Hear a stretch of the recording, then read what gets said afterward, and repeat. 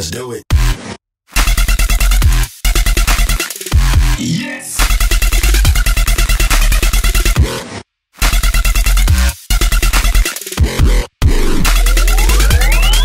Let's do it. Yes.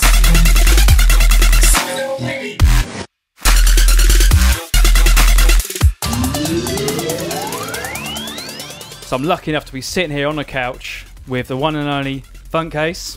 Yo. How are we doing? Yeah, good. How you doing? Very well, thank you very much. Yeah, it's been a packed night here. We're down at Coco at the moment.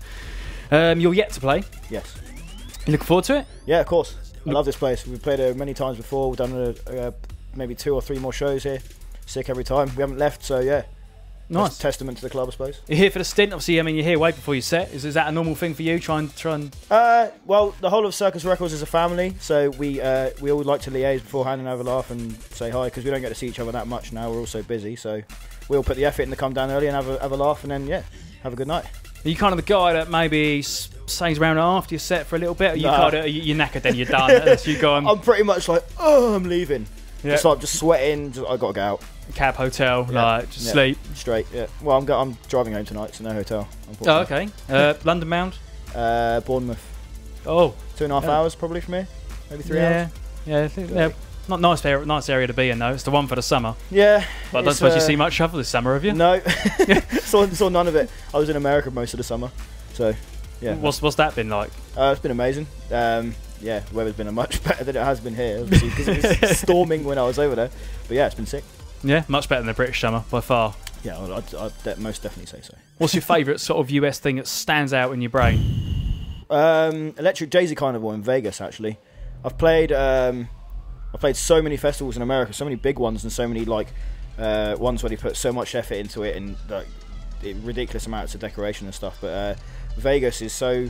It's crazy in decoration, but it's quite subtle at the same time, and the whole thing is just so intense. Like the amount of crowd there, the good sound there, and everything. Like it all just works, and it's the best show on earth, I think. Yeah, it's the league one for you. I'd say so. Yeah, that's definitely the one for trying to hit again next year, then for yourself. Yeah, I'd love to. I played the last 2 years. Last year with Cookie Monster. Yeah, bring me back. So we caught up with you by a written interview. Oh yeah, probably a year ago or so now, maybe a little bit more, and it's the most read article on our website. Oh really? Still today. Why? Yeah. Any reason? Did you ask me anything stupid in it? Yeah. Oh okay. One particular question we asked you. If you had to pick whether it would be, you only got one choice here out of 3. Okay. It's either music, a curry, or a woman. Yeah, I remember this. And you said curry hurts your ass. Yeah. Women. I remember. A woman hurts your brain. Yeah. And music's your key sort of thing. Yeah. A year on, still the same answer? Yeah, women hurt my ass. Curry hurts my brain. I love music. It's kept me going. Yeah? Yeah. No, it's nice. It's good to hear. Yeah. So are you still loving the scene as much as you did when you first sort of poured into it? Yeah, I mean, a lot of people like fluctuate in how much they love the music they're making, because obviously it's our job and we're surrounded by it. We hear it every day. We try and make it different to what we're listening to and stuff, so it kind of like saturates your brain with all of it. But I can say I'm probably more in love with the music now than I ever was, even at the beginning when it was like peaking. I could say I'm probably more in love with it now, because like there's now so much choice in dubstep. It's not hard to find someone sick who's like unknown and stuff, and it kind of like that whole thing excites me, because we could bring someone in amazing through the ranks instantly because they're good. And like, yeah, that whole thing excites me more than like what's going to happen to me next year. I want to know like, oh, would I discover someone sick next year? That's kind of like because the standard's so high in dubstep now. So yeah, I think that's probably the most fun part about it. And that's at the moment, that's like a really key and peak thing at the moment. So yeah, it's great to hear that you're really sort of influenced and actually bringing more some through. So obviously that's how Steam stay alive. That's how the music carries on going for each generation. Course. Yeah, I mean, if we keep the scene a tight circle and we don't let anyone in, then the scene's going to die, or it's going to fade out, or it's going to like phase down and just do nothing for a while, and everyone's going to think, oh, it's dead now. So like, yeah, so we need to keep it alive. Off the top of your head, then, one name, young, newish person. Only allowed one. Okay, there's a kind of established, kind of not. There's a guy called Eptic. Eptic. Yeah, and he's a young dude from Belgium. We caught on to him at Circus when he was 16 years old, and he made a track called Fools. And Dr. P once said, he regrets this now, but he once said in an interview he wishes he made that track out of any track ever. He obviously liked the tune that much, but that's the testament to how good the kid was at the time and how much of a fresh sound he brought and still brings, you know. So yeah, I'd say at the moment Eptic is probably killing it the most for me as a newish producer. Anything from him in your set? Yes. Yes? Yeah. And I'll keep that under wraps. Yeah? Yeah. Okay, we'll have a little In listen out case for that they've one. made it and no one's supposed to know about it, I don't know. It's a Okay. collab, that's all I can tell you. Nice, that's good to hear. Well, yeah, it's great to see you also, you know, trying to bring up new people through, new faces and new names. Of course, man. That's what we need to do. Everyone needs to do it. That's a great thing with Circus as well. You know, they've got such a kind of home mentality. There's so many people involved in it, so many people exclusively signed to it. Yeah. That you can really kind of bring someone in and give them a good stepping stone to, you know, future. So even if they go onto other labels or go onto other stuff, you know, the warmth still feels like it's there. Yeah, exactly. So people have come and gone for the label here and there, and people are still about, you know, you're still on the same lineup, still doing a lot of the same stuff. Yeah, that's it. So what, it's kind of, do you have an aim, a future goal to kind of hit? I know it's probably a question you get asked a lot at the moment with kind of people saying so-and-so trends are this, that tempo's good, that one's not. Yeah. You bothered? No, not really. I've never ever tried to follow any trend of any sort ever. I made dubstep when no one liked it, and I didn't even like it myself. So that kind of like, yeah, that just proves it. And like, I've never ever made anything anyone's ever tried to tell me to make. I've only ever made what I enjoy, and it's still the same now, and that's why I still love it, because I'm not forcing myself to go into different like areas or branch myself into the commercial market or anything like that. Just do what's in your heart and make that, and it'll always come out the best, you know. So yeah. So what have you got? Any other kind of goals in life you can try and tick at the moment? Obviously steering clear of women and curries. Was you know, what else do you do as a hobby? You know, when you're chilling at home, if you do actually get the weekend off, or you know, you get a little bit of time off. What's your downtime? I used to be able to play football when I had time. I used to do that a lot before I made music, and yeah, PlayStation 4 all the time. Now can't help but play it all the time. What game? At the moment it's FIFA, but I'm like switching back between Call of Duty Ghosts and Battlefield 4 and FIFA and NAC. And okay, so you're a Battlefield and a COD man. Yeah, I mean, I didn't. That's like a very Battlefield. kind of. I didn't doesn't like normally it. happen. It was too slow for me. Like when you died, you had to wait 10 seconds, and I was sat there going, "I want to get that guy. I need to get that guy." But yeah, if I need that fix, I'll just play Call of Duty, and then yeah, if I play Battlefield, it's like I've kind of like latched onto it, like the whole tactical side of it. Yeah, would you class yourself as a good gamer? No. No. I'm alright at Call of Duty. I have really bad days. I have really good days. So. Yeah, I'm the same. Like I play a bit Call of Duty myself and that, but I just time I get whooped by kids half my age, halfway around the world. I always get quick scoped in the forehead or something, and then I hear on the mic he go like that, and it's like, oh, he's clearly 6 years old. What the hell? I'm turning this off. They're just grown up now for such a quicker reaction, aren't they? So wait till they start making music. Happy Hardcore will be bang back in. Yeah, exactly. Yeah. It's all go. Yeah, that's it. So what can you let us, any secrets of the future? Obviously we've covered saying your genre, you're not really particularly bothered in the kind of way that you go, but any artists who you're working with, any sort of stuff you can just sneak out the bag a little bit exclusive for us. I've had a big piece of news come through with what I can do for the future, but I can't actually say anything yet. Not a little bit of it. Which is really annoying. Yeah, I can't.